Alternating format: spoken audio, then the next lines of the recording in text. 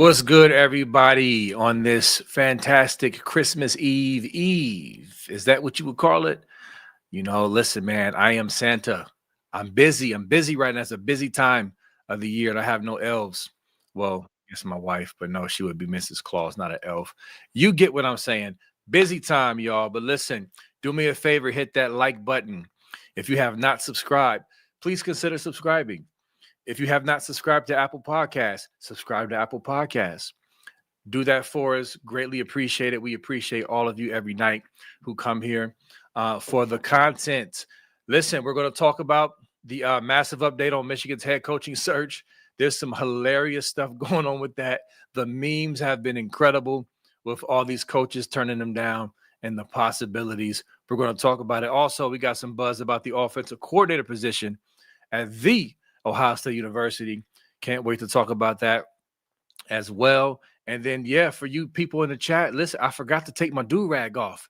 So I'm rocking the do-rag right now. What up, Stilly Matt? I know you happy. But listen, also, when you send those wonderful super chats, helps to go toward the Pay It Forward, which is our military and our first responders. We're going to look out for them because they always look out for us. Nevada Buck, what's up, brother? Man, the do-rag's kind of throwing me right now. You know what I'm saying? Like that. It's like you came in with it. You're coming strong with it and stuff like that. But I'm not sure what to make. I've seen you in the Santa hat. Now I've seen you in the do-rag, and maybe that's kind of a thing with you. You come in every night wearing like a different kind of piece of headgear or something like that. But I like it. I like it a lot. Yeah. So let me educate the people of America. So the do-rag, the American do-rag, is something we wear when you're trying to get your wave game on point, or just get your if you got braids or cornrows, you throw it on to flatten it out so the hairs don't stick up. For example, my wife, she black woman, they love bonnets. Bonnets, we wear do-rags for the hair. It's kind of cultural, but listen. It's also stylistic. Go back and look at the 90s hip hop. Cats used to wear do-rags just for style. Listen, I used to have like 50 different colors of do-rags to go about fits. And my Air Force Ones, the real ones understand, but no, definitely wanted to rock this, to have some fun with the do-rag joke. Did you ever have the big fro? Did you ever have like the big fro kind of going on, like the Dr. J 1973 ABA fro or anything like that? So kinda. Now listen, it's funny that you brought that up. I have an old picture of me when I had, look, I have sort of a past. Okay. I haven't always been a clean cut, wholesome, young man. I was a little rough around the edges in my earlier, days. So I do have a picture with my hair looking crazy. And I'm gonna try to find it, and I'm gonna show it on the screen and embarrass myself. But the people who know B. Moses, raised in the east side of Columbus, B. Moses, they know that guy. Okay. The new people don't know that guy, but I'm gonna reveal him to you. And it's hilarious. But yeah, not quite the fro you're talking about, because the grade of my hair is it's like Snoop. I got like Snoop Dogg kind of hair, so it's not as puffy. You know what I'm saying? You got to see it, man. I'll show you. We way off. We could we on something else. Where are we going? What's going I know on here? people watching this like, hold on, what is this? Y'all be all right. Hang in there. But anyway, so I guess we should get back on the rails here. Nevada, let's talk about the update on the Michigan head coaching search. I want to touch on that. I want to talk about that, and also I want to laugh about that, because again, I'm gonna pull up this meme that was hilarious to me a little later on. But what's your thoughts on everything right now with their hilarious coaching search?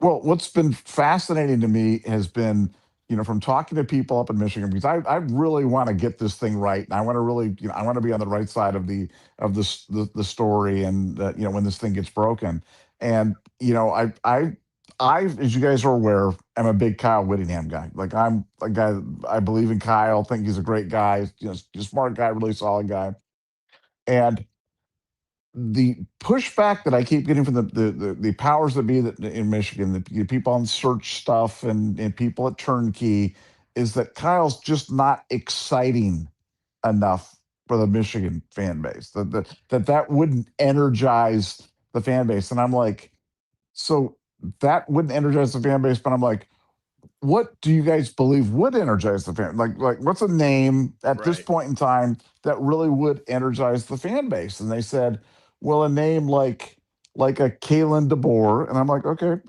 I get that. They said, or like a Jeff Brom. And I said, oh, okay, I get it. And they said, or like a Biff Poggi. And I'm like, you guys think that the fan base is going to be energized by a Biff Poggi? And they're like, yeah, this is a guy who doesn't need the money, successful guy in his personal life, and really doing it because he loves Michigan, and the players just love playing for him. And this is a guy that's just a clear upgrade over what we've had, and we really think that they'd be energized by Biff Poggi. And I just found that to be the most fascinating thing. I'm not sure whether they're just trying to like manage expectations and kind of going for a heavy dose of copium or whatever. But to have in the same conversation talking about Kalen DeBoer, the current head coach at Alabama, and Biff Poggi, I I just found it fascinating. But I think this is really kind of where we're down to right now. I think they've convinced themselves that Whittingham would be an unexciting alternative for them. There's been a lot of stuff going on about Jeff Brom. Yeah. I'm not sure I'm buying it. I'm not sure I'm buying it, just given what's happening at Louisville right now, where they're kind of scrambling. I mean, a very charitable way of looking at Jeff Brom's interest in the Michigan job would be that he's trying to, get some additional monies for his NIL package, additional money for his his coaching group, and the amount of money that they can have there. And yeah, I talked to many people in Jeff Brom's camp, and I can't find one of them that really believes that he has serious interest in the job. Now we say that, and maybe he'll accept it. 15 minutes Yeah. ago, they played their bowl game today. They survived over Toledo and won and whatnot. But like, it's really kind of it's just hard to imagine Jeff Brom leaving a situation where he's close with the AD, he's close with the president. He's got a great working relationship there, and going on to a thing at Michigan where, as we've talked about, you don't know the president, you don't know the AD, you're not exactly sure what's going to go on. So I really think that they're going to end up at Biff Poggi because they're not getting DeBoer. I mean, they're not, we can all agree they're not getting Kalen DeBoer. There's just, virtually no scenario in the world where Kalen DeBoer makes any sense. And if they don't like, if they're not getting Brom, they're not getting DeBoer, they're not excited by Whittingham. I mean, isn't it Poggi time? I mean, what am I missing, B? Yeah. I mean, I think, and I hate to even quote this idiot, but Stallions went out there and went to bat for Poggi. He didn't go out there to go to bat for Whittingham or anybody else from what I've seen. So, I mean, it seems like the more and more we talk about this, Poggi might be the rallying cry because it's such a mess, as we talked about with Intrinsic yesterday, that where are they going to go? It seems like whatever situation we look at, you got a landmine with it, or you have a caveat, or something that's just like, but what about this? If they do this, then that's going to screw up this, because there is no home run hire out there right now. I mean, I guess DeBoer would be their home run hire, but they're not getting him. And it's funny, Michigan fans were mad at Urban Meyer because he was asked by Cowherd about DeBoer. He said zero chance. I mean, but he's right. Why would he want to leave Alabama, especially after winning the playoff game? DeBoer's not getting fired. Real quick, before I even continue, Nevada, I need your stamp of approval. Tell me if I'm wrong. You agree that DeBoer has escaped the firing zone after winning that first round game, correct? Oh, absolutely. No, this would have to be, at this point, he's not in the firing zone. He's not in the forced out zone. Yeah. He's not an acceptable coach. I mean, once you win a playoff game, especially you win a playoff game on the road like that, Yep. then you're at a, this would have to be him doing it of his own volition, where he was just like, it's so, intolerable at Alabama right now, for my family, for me, this that I'm gonna go to Michigan, this much better spot. And as we've talked about, the pressures of now having to compete with Ohio State, Right. having to do it with no local recruiting base, a really weak roster. And it's funny. I got in a discussion with a Michigan guy today where he's talking about how he was kind of characterizing Michigan's NIL program like they were somehow got the fire hose of cash flowing out of Michigan, and I'm like, well, if that's so, why did your recruiting class suck this year? You know what I'm saying? Because, well, we got Right. Carter Meadows and Savion Hyder, and I'm like, who else did you get? Well, they're the 11th class or the 12th class or 13th, and I'm like, man, if we were the 12th class or the 13th class at Ohio State, you know, this podcast would be on fire. People would be screaming, and Yep. their heads would be rolling. And somehow, like, they're celebrating this as a proof that they've got the fire hose of NIL money going on. So, yeah, I'm not sure how robust their NIL program is. It seems to be kind of hit and miss right now, where they can allocate money in big clump for certain players, and then they don't really have much left after that. They don't really have a big history of developing. And I don't want to get too far afield on this, but the revisionist history now going on about Sharon Moore as a head coach is one of the funniest things I've ever seen. Because right now, you and I were talking about this and breaking stories on Sharon Moore and how head was on the block. He was of questionable character, was not a good coach, was going to be fired. I mean, going through all this stuff months and months and months ago. And now it happens. And now everybody knew it, B. You know what I'm saying? Like, oh, everybody at Michigan knew it. All the players knew it, and all the coaches knew it, and everybody knew it. And like, really? How come nobody was talking about it back then? How come you didn't see it? I don't remember a single story about Sherrod Moore's over his head, Sherrod Moore's having a nervous breakdown, Sherrod Moore's Right. sobbing in meetings, Sherrod Moore's a womanizer, Sherrod Moore's an Instagram model's worst nightmare. I mean, we heard none of this, but now Right. everybody knew about it. B. So I'm just kind of confused because what am I missing on that? Nothing. We knew this was going to happen. Like there, I was talking to Intrinsic about this yesterday, and we were both laughing about it. It was just like they're coming out as if this is a flex. Some of their media people flexing like, "Oh yeah, we knew, we knew." You're telling on yourself. You're telling on yourself. If it's true that you knew, you're telling on yourself. If it's not true, you're a liar. I mean, either way, y'all goofy. And it smacks of terrible culture. It smacks of hindsight is 2020, revisionist history, all of that. So I don't want to hear none of that stuff. But one good thing I'm hearing though, Nevada, is some of these Michigan people, I'm seeing more and more little posts and video about we got to do away with this Michigan man stuff.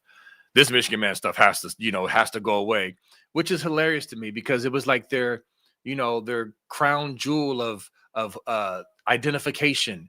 And now they're talking about tucking it away for a while. Yeah, you should tuck it away for a while, but yeah, they know nothing. Their insiders are goofies. The Chris Baylesses, the scam webs. It's funny. I was looking at a post. I forget. I don't know if it was on 3, but they had a little disclaimer, Nevada. It said, we know basically, I forget, I'm a paraphrase. They basically said, take this with a grain of salt because it comes from Sam Webb, but he said XYZ. And so he should have lost credibility decades ago. But all of this turmoil, it's just like, who do we trust? Who do we believe? Well, we've been breaking stuff. Spiro and Trent, like, we have more information and insight than your insiders do. And so there's that.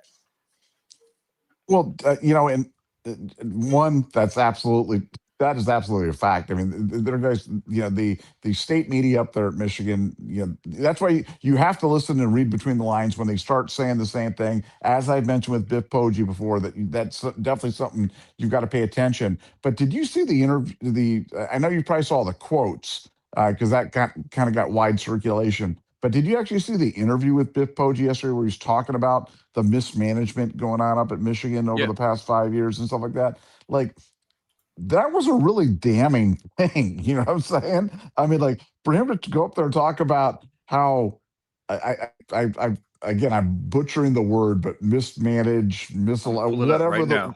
I'm gonna put it right on the whatever the screen for word you. was, There it is.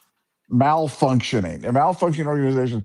I mean, I mean, that's really. I mean, when you really dive into that, that's a really damning statement. Yeah, I it mean, that's is. really, I mean, you're talking about these are through the Sharon Moore years. You're talking about 3 years of the Jim Harbaugh years. You're talking about, an overlapping time when he was there previously in 21 and 22, and talking about a malfunctioning organization. Yeah. I mean, that's probably part of his interviewing pitch to them is this is a malfunctioning organization. You guys need a new start. You need to clean house, and I'm the guy to do it. But Biff, weren't you part of that malfunctioning Right. organization? You were there for Exactly. 2 years, man. Like, so where was your, setting up the alarm bells or setting up this stuff, all this stuff that was so obvious and all this malfunctioning? How come you weren't the one sounding the alarm then? But I just found the entire because I watched the entire thing and I'm like, man, he just took a big dookie all over Michigan football right Yeah. there. And I'm not sure like people really kind of caught that because it was kind of jarring to me, to be honest. Yeah, and I mean, the malfunctioning word is huge. But to me, let's not sleep on the follow up. Let's call it what it is. It's happened every year. I mean, this Yeah, quote, that's crazy. I don't think this gets enough. This has not gotten enough press. Urban Meyer, in his interview, the same interview where he said zero chance for DeBoer, Urban Meyer pointed this out. I don't know if you saw that clip with Cowherd, with your boy Cowherd. Didn't see it. Yes, you got to check it out. The whole interview because he hits on a few other things, Ryan Day play calling and stuff like that. But he says he points this quote out and says, "Now you could tell Urban Meyer was holding back. Urban Meyer holds back because he works for Fox. He's not a shield like Joe Klatt. Joe Klatt is has been bought and paid for like years ago. Urban Meyer is not bought and paid for, but he's still hesitant." Because he works for Fox and he has to visit Ann Arbor 2 or 3 times a year and whatever. He didn't say everything he wanted to say, but Nevada, he was like, that's saying something. He held back, but that's crazy. I mean, it's crazy for those who don't understand how crooked and filthy this program has been for the past 5 whatever years. But for someone on the inside to say that publicly at a press conference, that's huge. And so it just continues to show the state of this program, at least a peak of how bad this program is when somebody from the inside is saying this. Like that was kind of shocking to me, Nevada. I'm not even gonna lie that he said that, especially if you're up for the head coaching job. But maybe they're going. But again, maybe that was calculated to say, like you said, I'm willing to speak out against this corruption because I'm the guy to help clean it up. Although I was a part of the corruption, but I'm going to clean it up. Like that's how it comes off, Nevada. Well, yeah, no, that's exactly how I heard it as well. And, we've talked about this before, but they've had 7 coaches or 7 staff members arrested. Not fired, not Right. dismissed, not even, NCAA. We're talking about arrested, 7 coaches arrested. And, that is the definition of malfunctioning. I mean, that alone, that fact alone, let alone all the other scandals and all the other stuff that's going on. And, the fact that that Biff seems to be kind of aligning with Ward Manuel on this. That Ward, this is kind of Ward Manuel's handpicked guy for this job is just so interesting because how does Ward Manuel not look in the mirror and kind of go, man, this all happened on my watch? That is his responsibility. I mean, that football program got out of control under Ward Manuel. I mean, it's always been bad, but it's never been like this. It's never been like this. And we know the moment it happened. The moment it happened was the day after the 2019 football game when Ryan Day went up there and just Right. absolutely violated Harbaugh. And they Mm-hmm. just were like, man, I can't take any more of this. I can't take it. We'll tap out in 2020. We'll literally cancel the game,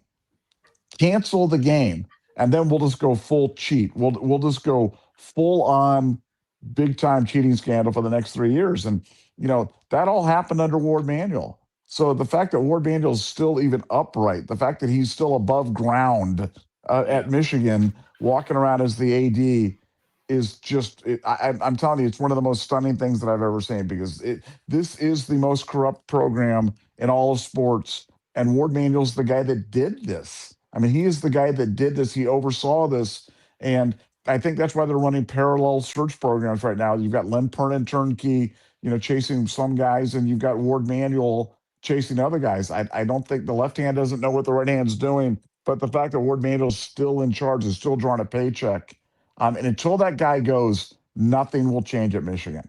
He's the first domino that has to fall for there to be any hope of Michigan returning to any type of normalcy or any type of, the normal ecosystem of college football. He's got to go. And I think this, we obviously talked about this investigation, and we know that's going to be the end result of that, but it can't happen soon enough. And when that comes out, I can't wait to read it, because they're going to leak all this stuff to try. They want it out in the public thing to embarrass Ward into resigning, or taking his settlement and kind of moving on down the road. But I can't wait to read that, because that's going to be great theater all the way around. Yes, it is. I want to ask a question though. I know Ward has his blame for this, for sure. Any athletic director that has all this stuff happen on their watch deserves blame. But let me ask you, who do you think was the worst culprit in this?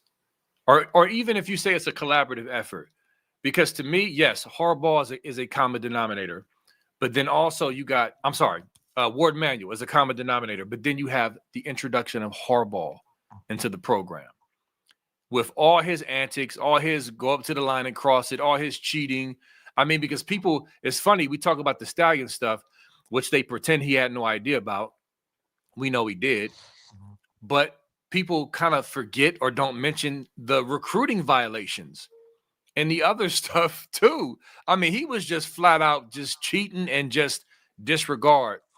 So do you think it was a combination of, we're tired of getting our teeth kicked in by Ohio State and even occasionally by Sparty, and we're going to just say, screw it. Harbaugh can just do whatever he wants to do. He's our savior. He's our alma mater savior. We're tired of losing.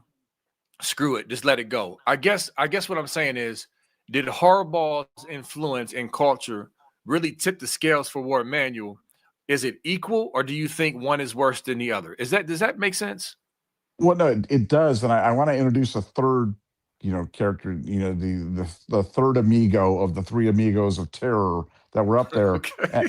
and that was Yoko Ono, the president.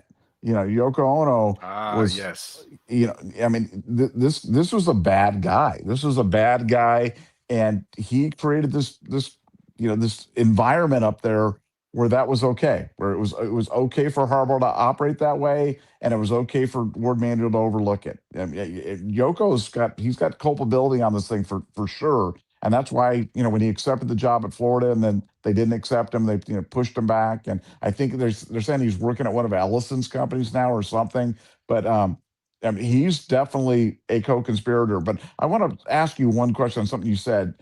Like, does any serious person, right? And I'm talking about a serious person being a person with a functioning brain and an IQ of over 80, really believe that there's any possibility that Jim Harbaugh didn't know what Stallions was doing?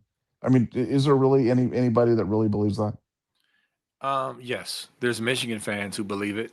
Do they really? Do they really believe that? So, and I'm Yes. being serious. I'm being serious. Like, Yes. do they really Well, believe that a control freak like Jim Harbaugh wouldn't know about a massive cheating scandal involving multiple people on the staff, interns, cash, um, tapes that involved the guy standing on the sideline? I mean, like all those things. That he was just unaware. yes, I think there's dealing with Michigan fans. I think there's a good portion who we can call it delude themselves into just believing whatever the blue wall says, whatever their insiders say. Because I don't think they like to think for themselves. Like, I've seen like Michigan fans write paragraphs on my social media to, get me to explain to me how Harbaugh didn't know it was a lone wolf. I mean, a lot of these cats believe it. And if they typed all that stuff up to try to convince me and really didn't believe it, then they need meds.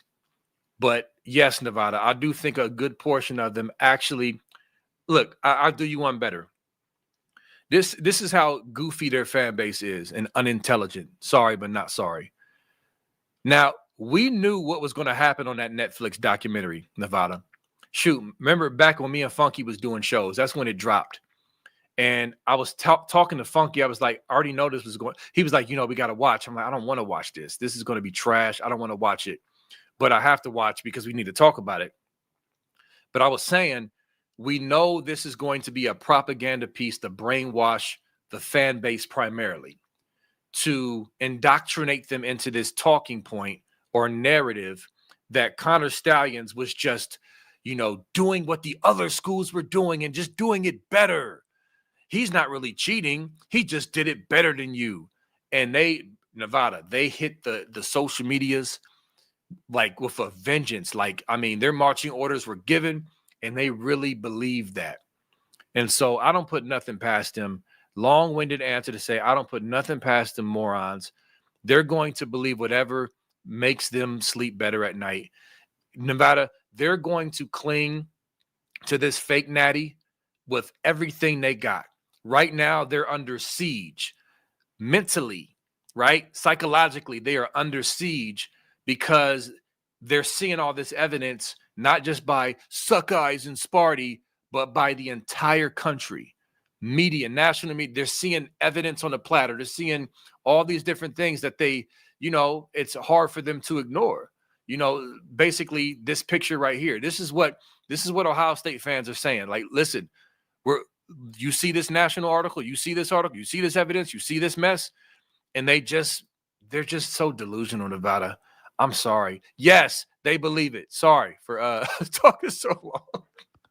Yeah, I just don't know why. I just find that just so crazy. It's just so crazy because I understand people will say it, and I understand that people will, whatever. But I always just kind of feel like they're trolling because I'm just like, you can't really believe that I mean, he's this thing's going on, and he's in, the other coach's room. He's sharing a room with them, and they're not telling Harbaugh about it. Like, nobody on the staff is mentioning this to Harbaugh. Hey, by the way, there's this big scouting thing kind of going on that could cost everybody their jobs and the NCAA and our titles and our wins and everything like that. And you might want to know.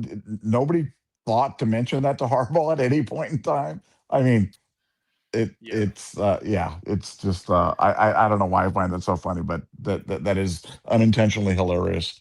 It is, but it's the reality we live in with these idiots. I want to show something for the coaching search I thought was hilarious. Somebody posted this. Hold on. They said this is the next coaching candidate right here. Roy Johnson from Bishop Sycamore.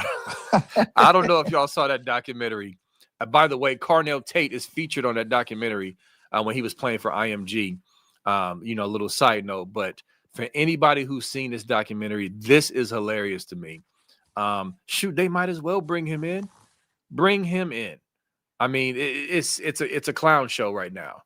But have you seen this documentary, this Bishop Sycamore documentary yet? Yeah, I did see it.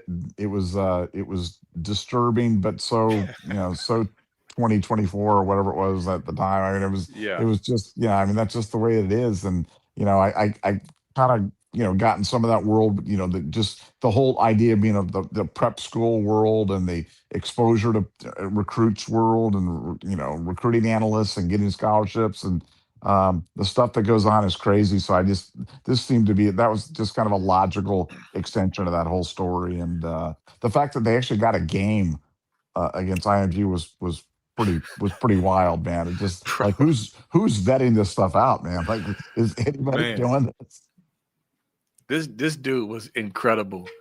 I mean, like, his antics, looking into the camera and just smiling, like explaining away his lies. It was crazy story. But before we transition, Nevada, I found the picture. Oh no. Are you ready for this?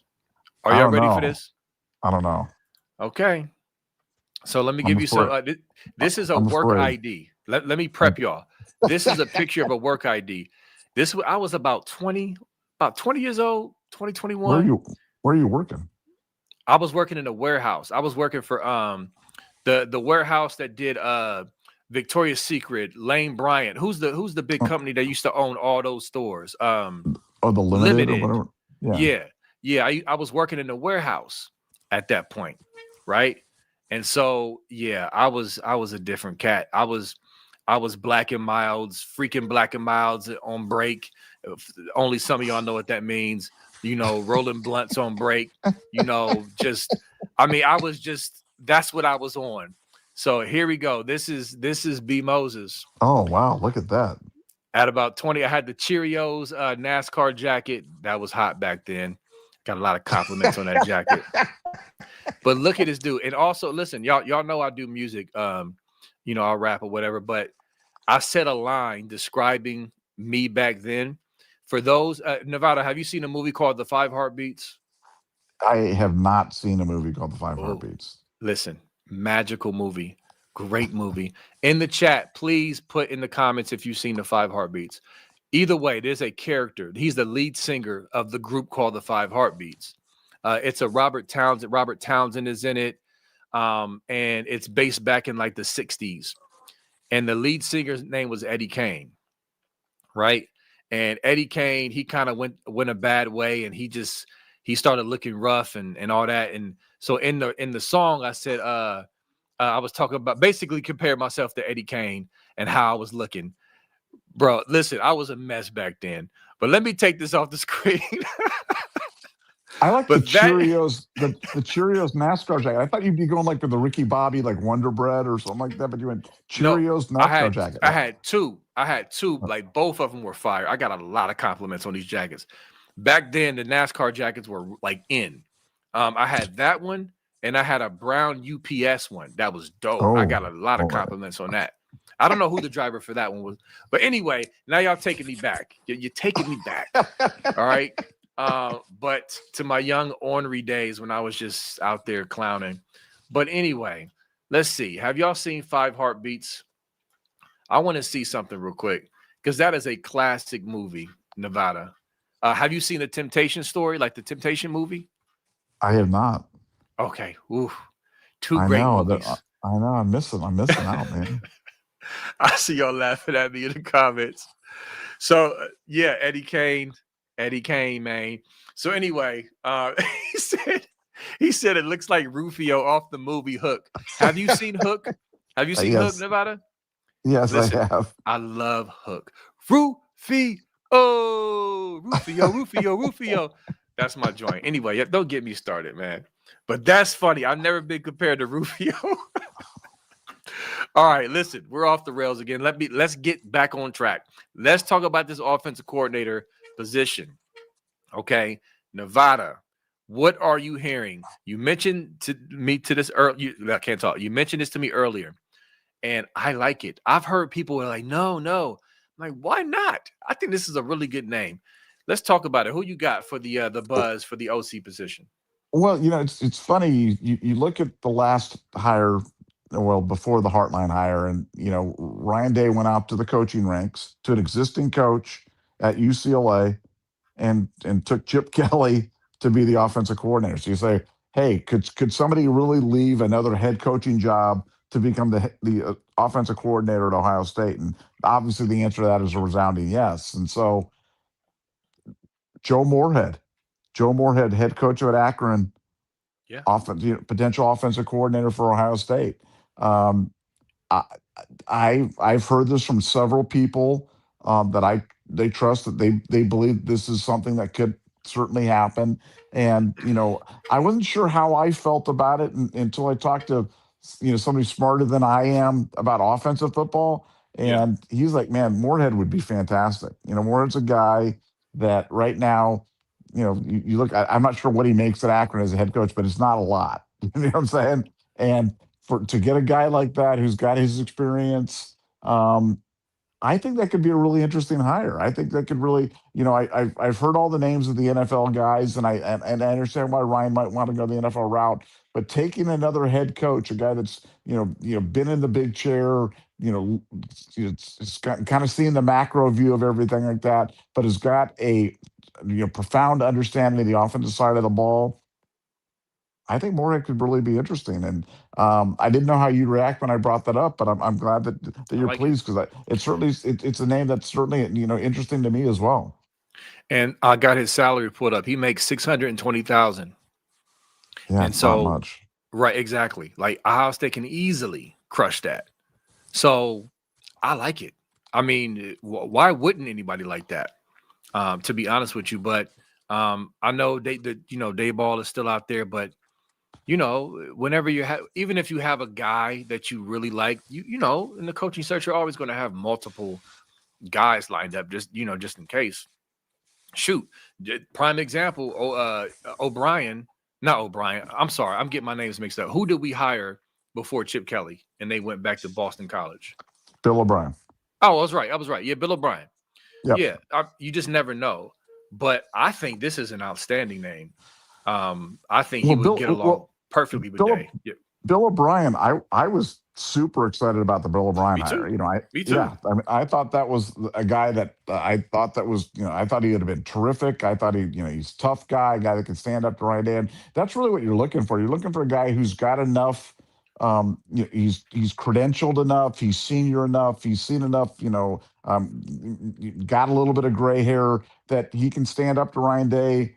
And tell Ryan Day when he thinks he's wrong, or support him when he thinks he's right. And I think Joe Moorhead is a guy like that who could do that. And I think Joe Moorhead has got the experience, or I think Ryan Day would look at him and listen to him. And I think that's what Yeah, Ryan Day needs. I think Ryan Day is a great head coach, obviously, a great offensive mind, obviously, but he needs to be challenged. And I think the yeah, biggest problem that I've had with him has been when he's had people around him that don't challenge him. And that's why I loved the Chip Kelly hire. That's why I like the Jim Knowles hire. That's why I love the Matt Patricia hire. I love guys that can come in and say to Ryan, "No, we don't agree with you." I mean, having Patricia in, who again was not a popular hire. You remember that when this came down, you and I were oh like, yeah, "Hey, what's not to like about? Oh, he failed in Detroit. Oh, he doesn't get along with players. Oh, like, man, I think he's going to be terrific.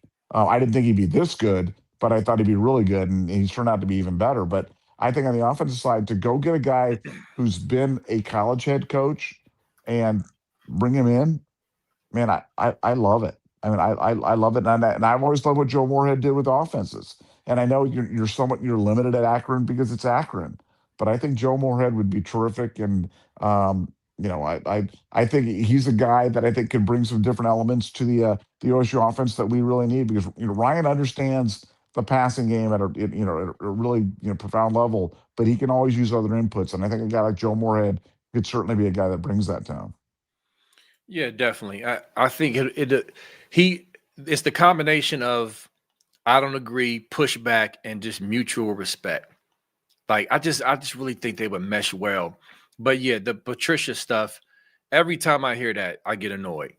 And listen, fans, people out there, this is just what I ask. Because Nevada, I mentioned this earlier. I said I don't think people think for themselves. They don't think things through. I think to me, I'm on my my soapbox tonight. I'm on one today. I'm just on one. This is the do rag glow. I got it. This is the do rag talking. I'm just gonna say it. Listen, I think society as a whole, too many people are just sheep and just follow crowds and just knee-jerk reaction or knee-jerk react just based off of what's conventional or just what others may say. I'm saying that to say, in my opinion, if you were to step back and just logically think for a minute and say, you know what? Okay, Matt Patricia, yes, his tenure at Detroit was not good. But if I look at the rest of his resume, he got 3 Super Bowl rings as a defensive coordinator. I believe one of them was an offensive coordinator. He's been elite at the highest level. His mind is great. Like he's coming down to the college level with all this talent. Why wouldn't he be good? But no, we had idiots by the droves saying it was a terrible hire. And it's just like, what are we doing here? I don't know. I'm just saying that because Nevada, I just think people just react and don't really think things through when it just comes to stuff like that. So I don't know. Just wanted to say that. Yeah, well, look, I mean, Moorhead has been a head coach, obviously at Akron, a head coach at Mississippi State. I loved him. I thought the Penn State offenses when he was there in 18 and 19 were really good. He was the offensive coordinator at Oregon, so it's like, I mean, you've been an offensive coordinator at Oregon. You've been an offensive coordinator at Penn State. You've been a head coach at Mississippi State. You've been a head coach at Akron. I mean, you're telling me you can't be the offensive coordinator at Ohio State and Right. bring something to the table? Come on. I Yeah. mean, he absolutely could.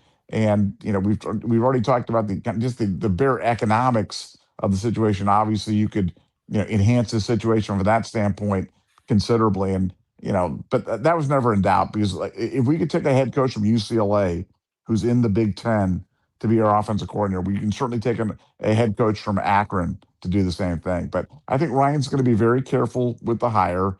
He wants to get it right. He knows how important it is. I mean, he can't get this one wrong. And I think they're obviously splitting the position. Hartline's held the position as wide receiver coach and offensive coordinator, but they're splitting the position. And I really think that they're going to go with an offensive coordinator that doesn't have to recruit. There's no obligation that says you have to be Right. one of those guys that's out there on the road. And I think you'll be able to get a higher quality guy if you don't make recruiting, or at least on the road recruiting, is one of your bare responsibilities. I think you leave that to the younger guys, but let the elder statesmen stay off the road. I think that's the smartest thing you could do, and certainly the smartest thing you could do for this offensive coordinator position. No, I agree. And in today's college football world, where you can just hire all these coaches who can recruit, it's like, why do you have to? Because I think that's a great point, because you have so many of these guys who are just grizzled veteran, just elite X's and O's guys, but they're not trying to go out on the road and chase after these kids. They trying to bring them in. Y'all go get the kids, and I'm gonna school them on these X's and O's. And so, yeah, I agree. I think that's the new wave, and I think it makes sense. And so I'm excited about whoever he hires. We'll get to super chats in a moment, but I also wanted to say Urban Meyer on another note, similar, came out and people. I posted this too, Nevada, and people were still trying to argue with Urban Meyer. He called Ryan Day elite. Colin Cowherd asked him what he thought about him calling the plays. He said it was the right decision. And he had to kind of remind people, like he's really good. He was outstanding. That's why I hired him. Urban Meyer said that. And so Urban Meyer, he wasn't always perfect with hiring. He had a buddy or two, but that was a home run hire, clearly, Nevada. Well, you go back and you look at it, and I mean, Ryan's resume was thin, man, when he took over that head coaching job. I Yeah. mean, I'm not saying it's semi miraculous that he's been as good as he is, because if we go back in the Wayback Machine and look at his resume and say this guy's going to be the next head coach at Ohio State, in 2025, we'd be talking about like the thinnest resume in the history of the school by far, and Yeah. and somehow, um, I don't remember having that much pushback from people at the time. I think they were just kind of like, in Meyer we trust, and he's the offensive coordinator, and let's have continuity. But man, that was a risky hire Yeah. for the program, and Ryan has turned out to be unbelievable, and certainly we've seen him grow on the job. He's had challenges and different areas, clock management, personnel management, other things that he's done that he's certainly gotten better at. But to have a guy that's as good as he is, I mean, that may be Urban Meyer's greatest contribution to Ohio State was getting Ryan Day, and Yeah. despite the 7-0, despite the national championship, and the fact that he left Ohio State in a good spot and with a wonderful steward of the program and great representative of the school, and did it on somebody who, it wasn't an obvious pick. This was not like, wow, of course, this guy's going to be great as a head football coach. He'd never done it before at any Right. level. So you're crazy that it turned out the way, as good as it did. No, that's a great point. And yeah, the conviction Urban Meyer had. I mean, and listen, when I didn't have, there was some pushback, because there was some who wanted to have a national surge, and why not go national? But Urban Meyer going to Gene Smith and saying, hey, this is your guy with conviction, knowing Nevada, he had a thin resume. That right there speaks volumes in itself, right? For Urban Meyer, someone who loves this program dearly and would never, in my opinion, based off what we know about Urban Meyer, would not put it in the hands of someone incapable. And so the fact that he did that was amazing. And then like as you mentioned with his career, Ryan Day's career is such a mixed bag because yes, overall he's been great, but boy has he dealt with some crap. He's had his shortcomings as a coach, like making mistakes, but he's also been royally screwed from the cheating scandal from Clemson. And I mean, there's been, you can just look, you can do a story at 30 for 30 on Ryan Day, and it will be a really good show because just think of what he's been through. And of course, getting that natty last year, having his back against the wall was the ultimate, climax of the story thus far. But yeah, that's a great point. I just wanted to say that because that's a very good observation, Well, Nevada. I mean, he had to navigate COVID. He had Yeah, to yes. he had to Yeah. navigate NIL and the transfer portal and his the rival cheating and I mean and just like he's had to go through so much. So I think the job that Ryan Day has done has been nothing short of miraculous, and the degree of difficulty in the era in which he's operating is exponentially more difficult than Woody Hayes ever faced, or frankly, even Urban Meyer or Jim Tressel or anybody else that ever faced at Ohio State, because just unique challenges, Yeah. instantaneous free agency, and I mean just all this stuff. And he's navigated it to where at the pinnacle of the college football world. So Ryan, mad respect for Ryan, and he may leave here as the greatest coach to ever have coached at Ohio State, and including Woody Hayes, and that's saying something. Yeah, that is. If he gets this natty this year, ooh boy. Yeah. Ooh boy. So he's gonna be breathing out old Woody's neck for sure. But real quick as we transition, you mentioned Tressel. Remember, Nevada, yesterday I said I'm gonna make a meme. Remember, you said something that was great. You corrected intrinsic, or me and it, I don't forget who said it, and you said it was intrinsic. You said no, it wasn't just the beginning of January. You said Miami losing, Ohio State breaking Miami had an exact date and time. Exact date and time. Exactly. Yeah, Remember it you did. said that? Yeah. Yes, So sir. I have a meme ready for you, sir. Here we go. I Okay. made a meme. Here we go. So this is my Ohio State broke Miami meme. There's the grave site, right? You got your boy Tressel over here, Mike Doss, C. Grant in the front, Krenzel, and then your boy Claret. Now, guess who we got in the background? We got Michael Irvin back there crying. And we got somebody throwing up the U with a crying Jordan face.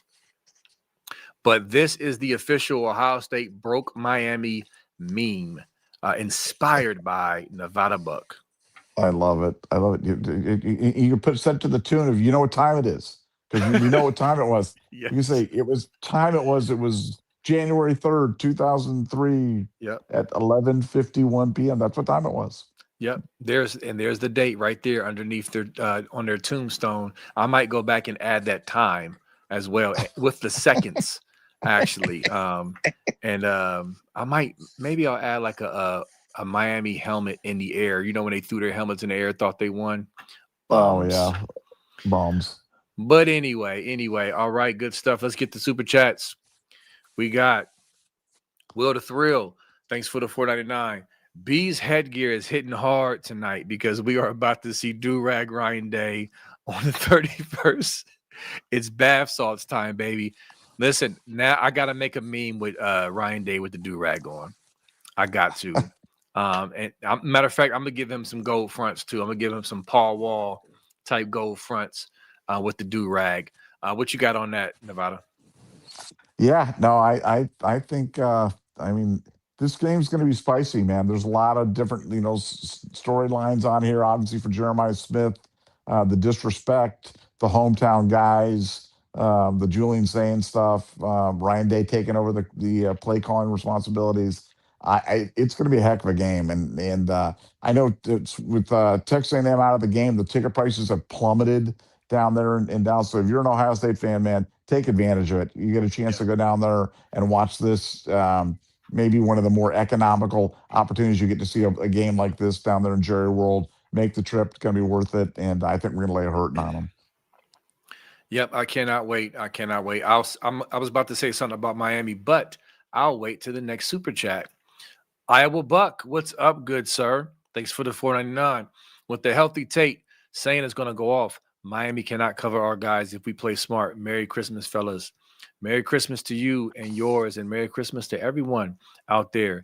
Nevada, before I respond, what you got on this, on his comment with a healthy Tate, and then of course saying going off. Yeah, no, I think that, look, this is the one benefit of the playoff is, we've got 3.5 weeks to prepare, get guys that were nicked up, ready to go and fully ready to fire, and that's great. The only thing I'm concerned about is just timing. From you're off so long. How will the timing be? How will guys be reacting to that? But I agree. I think Saint's going to go off. I think Tate and JJ are both going to feast, and I think it's going to be an aerial circus on the 31st. Yep, I certainly do, man. And it's just so funny. Miami fans are trying to play the victim. Don't sleep on us. Don't sleep on us. But at the same time, in their commentary, they're just straight up sleeping on us, like putting way too much emphasis on this Indiana loss. And it's like, okay, if you think you're going to get that Ohio State team, then you just setting yourself up for more butthurt and another 20 years of crying, because that's not the Ohio State team you're going to see. And so, yeah, I'm looking forward to it, man. I really am. And like you said early in the season, Nevada, it's good weather and dome time. And after that loss and, Ryan Day taking over, pissed off team, healthy, yeah, we're going to see that aerial assault come alive with this team. I guarantee it. All right, Toledo Geo, thanks for the 2. B Moses looking like DJ from Hustle and Flow. Let me pull this up. Toledo Geo with another great reference. That's just what he does. And so, have you seen Hustle and Flow, Nevada? I have seen Hustle and Flow. That one I have seen. Okay, I'm glad you've seen it, man. I'm glad you've seen Hustle and Flow, man. Yeah, this movie is a good movie. But when I first saw it, I didn't know it was going to win the awards it won and stuff like that. But yeah, that's funny. This is a really, really good reference to Toledo Geo, because that's what you do. You got anything on that, Nevada, before we move on? Just you're a very handsome man there, and in the do-rag, you're very kind of menacing but handsome. So it's kind of got an edge to it. So it's like, yes, yeah, right. That was 90s hip hop, man. That's what it did. It was like, the menacing but handsome. We used to go up in the club. We had the I had the do-rags with had red on this side, and then the other side was white. And then I had the Buckeye jersey and the white Air Ones or whatever. Like that is what we were going for, Nevada. You look like Nelly. You know what I'm saying? Like you'd be like Nelly. 90s, early 2000s, man. You taking me back. You are taking me back, sir. Good times. Toledo Geo, thanks for the 2. Biff played Pearl in Blade 1. Did he? Hold on. You're gonna make me Google this. Now, you've seen all the Blade movies. I'm sure you have, Nevada, right? Yeah, of course. Okay. Matter of fact, there's supposed to be another Blade coming out with your boy Marshall Ali or whatever his name is. I don't know when that's going to come out. But I got to go back and look at that. You might have stumped me on that one because I can't think of who that is. Can you, Nevada, in the Blade movie? I don't recall exactly who that is, but that'd be I got to check that out to see if that's true. Yeah, me too. I'm gonna check that out as well. All right, let me see what we got here. We got Bootzilla. Thanks for the 5. Okay, Nevada, you haven't seen 5 Heartbeats, so you won't get this one. But Okay. Eddie Kane, they had a song. Nights like this, I wish that raindrops would fall. Right, and then Eddie Kane, strung out on drugs or whatever he was taking when he went completely left and got kicked out the group. He shows up to the concert after the concert, right? Strung out. He got his vest on. His hair is all crazy. He pulls his jacket open. He says, "Nights like this, I wish raindrops would fall." And then he like collapses, and they have to catch him, and it's hilarious. Great reference, Bootzilla. Sorry, I just did a whole performance there for you, Nevada. Man, if I can sing Eastbound and Down, then you can sing the 5 teardrops. That's like, The 5 raindrops. Here's whatever the heck it was. The 5 raisins, the California raisins, or whatever it was, or something. Ooh, I heard boy, it that through is the hilarious. grapevine.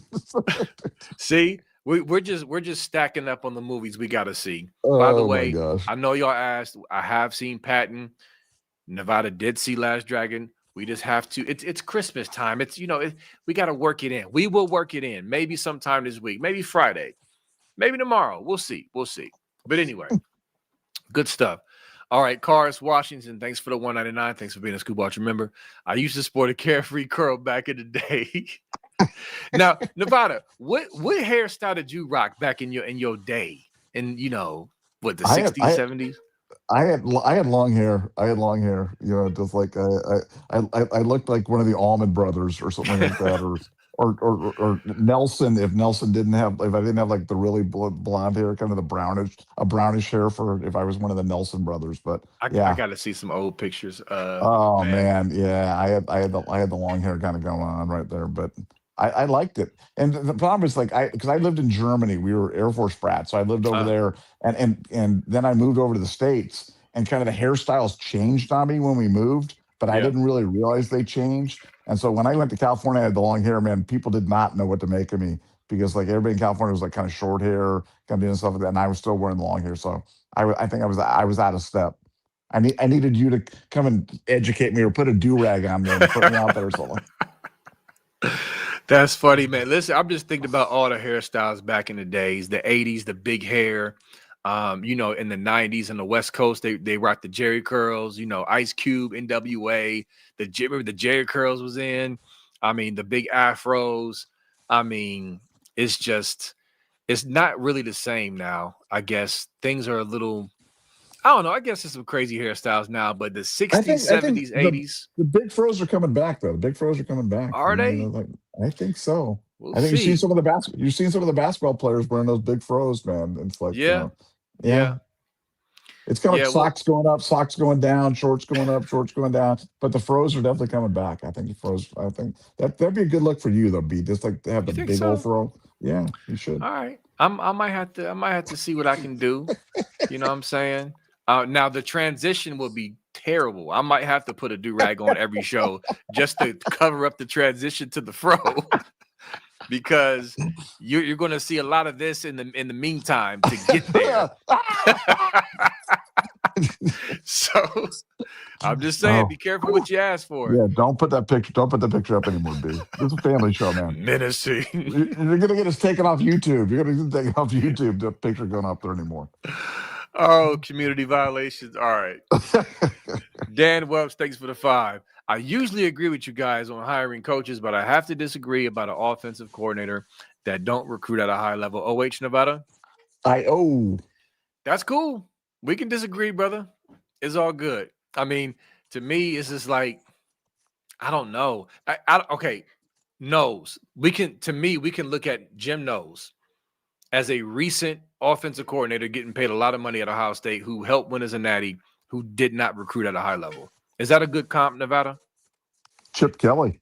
I mean, basically, go on any of the DCs that we've had.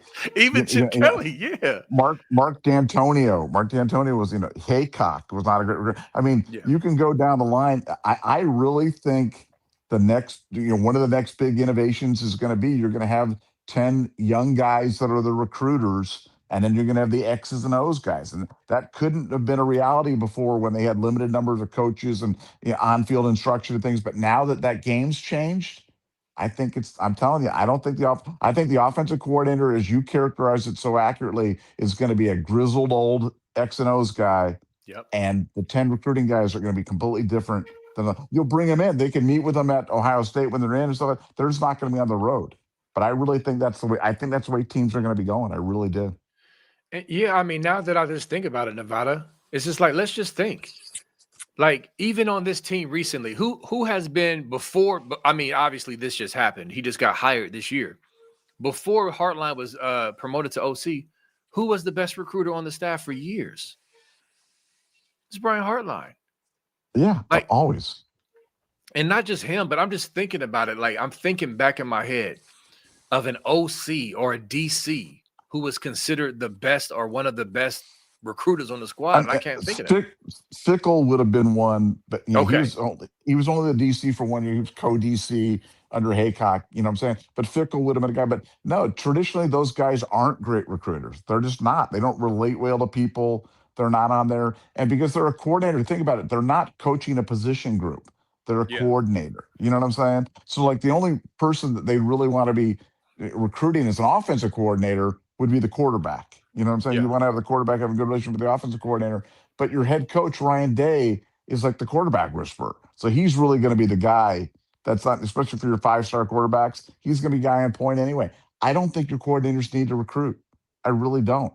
I would rather have an energetic young guy that's out there on the road recruiting than to have you know, Jim Knowles trying to walk into a living room or frankly, Chip Kelly or anybody else. So no, I really think that's going to change. But it's only because the rules changed to allow this to happen. But I really think that's the way it's going to go going forward. Yeah, I agree. And so yeah, Dan, I get it. I get you. Listen, if we had it in a perfect world, every person on the staff is like an A+ recruiter, right? I mean, if you in a perfect world, but I just don't think it's trending that way. And I think we'll be all right regardless. All right, last super chat here, Tyler Buck Lewis. What up, man? Thanks for the 4.99. Can't wait for the game. I can assure y'all, Jerry's world will be mostly Buckeye fans. Yeah, it's gonna be great. It's gonna be great to see all that scarlet in that stadium. And I've never been there. I know I had an opportunity this time, did not get to go. One day I will go. You've been there before. Yeah, you were. You were there last year, right? Weren't you there last year at the Texas game? I was not there. I've been to Jerry's World many times. I was there the national championship when we played Oregon in Okay. 15. So Okay. so I've got very fond memories of Jerry's World. I was not at that great game last year because remember last year that was during the World's. This year, much to my chagrin, I'm going to be missing in action during the semis and the worlds because my daughter's playing at the World Championships in hockey. So Oh, I'm not even going to be in the country at the time. So as wow. crazy as it sounds, and I know it's like the one thing that would miss Ohio State football. Watch your kid play. That's the only Absolutely. time. Yeah, Absolutely. I feel you. But with the Jerry's World, I'm assuming the stadium is awesome. Number one. I'm a, amazing, amazing thing, and amazing. they got that huge screen, and I'm assuming there's not a bad seat in the house, or am I overstating? No, there's very few things that I would do. There's a couple of choke points in the stadium where it doesn't make sense.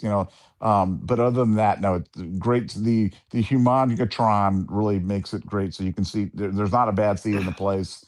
And as the poster said, it's going to be 90% Ohio State fans. It's going to be a huge Ohio State turnout. Miami doesn't travel well, period. And I think we're just going to dominate that game from a crowd standpoint.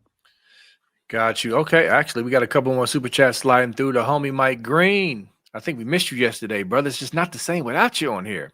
Thanks for the 4.99. Listen, fellas, back to the dig routes, the vertical route genius. Ryan coming out being the OC is his chance to win a ship on his accord. Amen. We talked about this yesterday, Mike. We basically feel because I was surprised.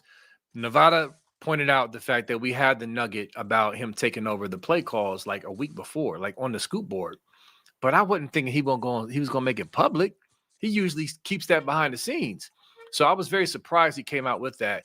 But I was saying I thought the incentive for him to come out in public with it is to basically say, listen, I'm about to flex on y'all. You ain't gotta. I'm gonna take the mask off so you know it's me. Like it's me. You know what I mean? I'm the one calling the plays.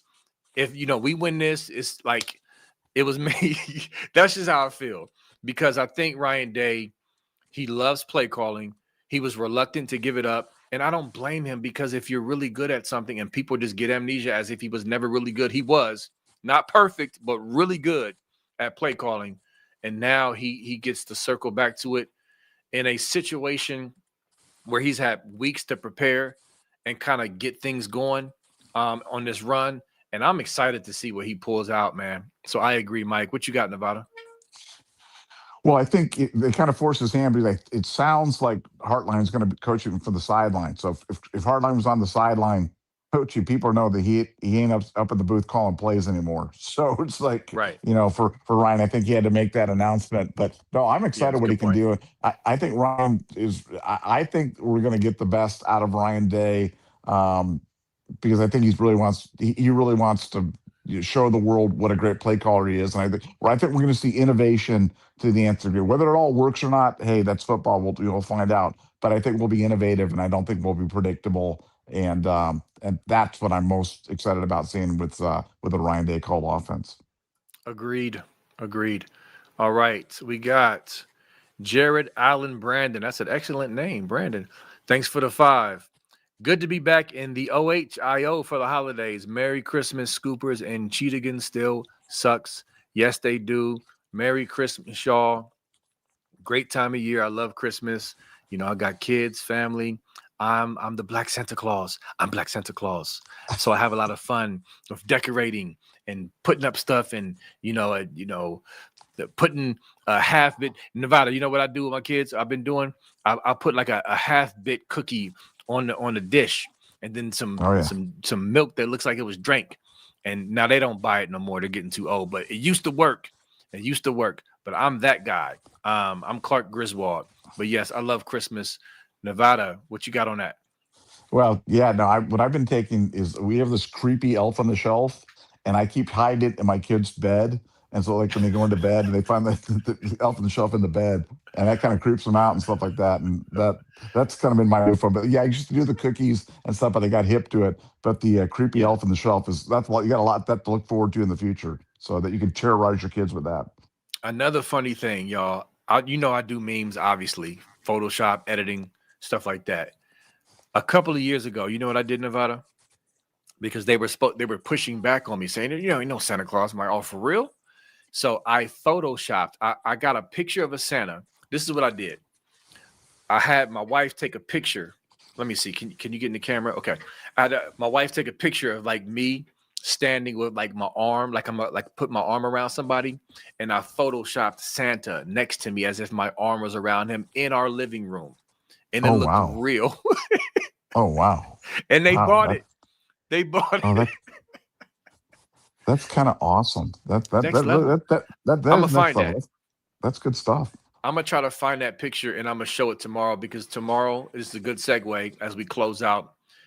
Actually, we got another super chat, but tomorrow we're gonna have our special Christmas Eve podcast at 4 p.m. About 4 p.m. Ish. We're gonna go a little earlier and have a nice Christmas podcast.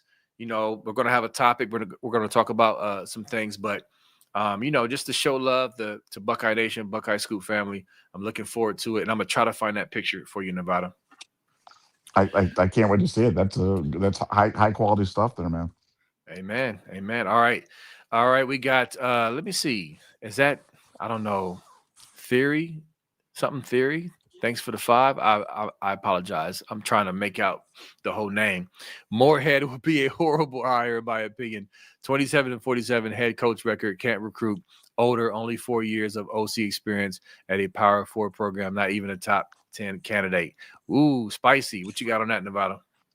Well, I understand, appreciate the take, and certainly that's a quality opinion. I think, rating his head coaching record at Akron, I'm not sure anybody's going to win at Akron in these modern times. So that's probably tough. The can't recruit. I don't even want him to recruit. The idea of trying to limit your coordinators thing by being recruiters, I think it's just silly. You find the best X's and O's guys, and then you find the best recruiters, that they don't have to overlap. So that's the second thing. Only 4 years of OC experience. How much experience did Ryan Day have before he took over as the OC of Ohio State and as the head coach of Ohio State? That was So my immediate thought, Nevada. I yeah, thought so the so I'm same not sure thing. that I'm not sure any of those are disqualified, but I respect the opinion. I mean, I think there, people can have different opinions on Joe Moorhead. I just go back to those years when he was the head coach, or the offensive coordinator at Penn State, and those Penn State offenses were real. Yeah. So give me some of that, but I respect the opinion. And it'll be interesting to see how much play Ryan Day. I trust Ryan Day to make the hire, as we all do, but it'll be interesting to see if he's the guy. Absolutely. All right. We got another Mike Green. Thanks for the 99. I think this is a chance to show recruits I'm the main monkey of this show. And if Julian can win this game with confidence, is the tone setter of this run, we will not lose. I like it. Yeah. Honestly, I really see you. Okay, it's hard to make an exact parallel, Nevada, of what happened last year because we know the drama was much higher with losing to the team up north in the fashion we did and his back against the wall. But there's still something there. It's a something, as you like to say, as far as we lost this game, frustrated, pissed off. Actually, ironically, it was the same score, but not exactly the same. But still, it's like you literally have something you can pull on from just a year ago of getting off the mat, no matter what level that mat is, to then get up and go on a run. And you just went through this, and you have a really good team. You have good coaches who I believe will do the right thing and make the adjustments and put your players in better positions. I'm excited, man. I'm excited for Ryan Day and what he can do because he is hell bent on making history. Like he is just to me, Nevada. I wrestle with the frustration of our fans like writing him off, but I also feel like it's a good thing that they're doubting him because this is like y'all going to doubt him again. No, he's not perfect. He's not perfect. What coach is perfect? But why are y'all doubting this man? So it kind of excites me, Nevada, that he is getting some naysayers with the play calling specifically after that loss. What you got? Well, if you look at, if you had to sum up change between the Michigan game and the Big Four game run, in my opinion, it was just aggression. A more aggressive offensive game plan, a more aggressive defensive game plan, and I think that's precisely the same formula you need this year. You know what I'm saying? Like you need to lean into what you're good at, aggressively go out there and just start bombs away on both sides of the ball, Yeah. and we'll be just fine. I mean, you with the bye, we're literally at the point where we were last year, where we were playing Oregon in the Rose Bowl this one, and instead we got Miami in the Cotton Bowl. So we've already taken it, we've already advanced a step. We're already into the quarterfinals. Just be aggressive, Ryan, and you'll be fine. But he did it last year. I have no doubt that was been the game plan all along, was to play slower pace, more conservative style through the regular season, and then go aggressive in the playoff. I really believe that's what he's going to do this year as well. But we'll see here in a few days. Yeah, we will. And one thing I just want to quickly touch on is that with all this talk about the offense, there hasn't really been much talk about the defense, Nevada. Is that something that you've noted? I know you're sharp as anyone. Is that I'm assuming that's something you have kind of noticed, right? Before I go on. Well, yeah, and I think it's just because the problems as they were on the Ohio State thing. It wasn't in a 13-10 game. The problems weren't on the defensive side. You know what I'm saying? Like you can ask them to do much more against a team averaging 45 points a game. It's really the questions were Ryan, Julian saying and 5 sacks and an offense that looked disjointed in the red zone and in short yardage and stuff that needs to get fixed. But I think that you know there's not a lot of problems on the defensive side. And I think we all have full confidence in Patricia to do it. You don't have the coordinators on that side in flux. You don't have somebody leaving to take the head coaching job at USF. So all the problems, or I shouldn't say problems, all the questions are Yeah. on the offensive side. So I think that's where the conversations have all been, and necessarily so. Got you. And I agree. Listen, I agree. All of that makes sense and it's true. I guess the point I'm trying to make really is in the midst of all of that and all of the facts you just mentioned, I still feel like people aren't leaning on the fact that our defense is really, really good. Going into this playoffs, it's one of them things where it's like we got too much talent and too good of coaches to just have a performance like that again on offense. But then not only that, you've got a defense that is rock solid, who, if you listen to them talk in the press conference, they feel like, I love this. Sonny Styles, I think it was Sonny Styles. He basically said, yes, we held them to 13, but we still lost. Like, basically, he said Indiana's defense outplayed them. So you could tell Matt Patricia is using that as an angle to say, yeah, okay, you were okay, but you still got outplayed because they held your offense to 10 and you only held their offense to 13. So we got to do better. And I love it. I guess my point is that don't sleep on the impact of this defense in this playoffs and what they can do on another level of just being solid. Turnovers, just causing havoc, unleashing Arvell Reese more, just all of that. So just wanted to kind of remind people about this defense, Nevada. Yeah, no, I think Patricia knows how to press the buttons, and losing didn't sit well with those guys, and I really think we're going to see a virtuoso defensive performance on the 31st. So I'm excited to see it. Definitely, I agree. So listen, y'all, another fantastic, fun show. I was in rare mode with maybe it was the do-rag. I was a little crazy tonight, but I had a lot of fun. The chat, I could see y'all up here talking about y'all's favorite 80s groups and hairstyles. And I mean, this show is just phenomenal, man. And so we greatly appreciate y'all. Nevada, any last words before we hop off? If you have a chance to go down to the game, go down to the game. For any Ohio State fans, you have an opportunity, go check the game out. Like I said, ticket prices are down, and hotels and Airbnbs are pretty plentiful down there. It's a great airport to fly into or drive. But go down, support the Buckeyes. Let's really take over the stadium down there in Dallas and make it a big home game for the Buckeyes. Agreed. All right, y'all. Listen, we will see y'all tomorrow. The pod will be around 4:00 p.m. Christmas Eve podcast. If I don't see y'all, talk to y'all then. Merry Christmas to you and your families. We love you, Buckeye Scoop family, Buckeye Nation. Until then, go Bucks and peace.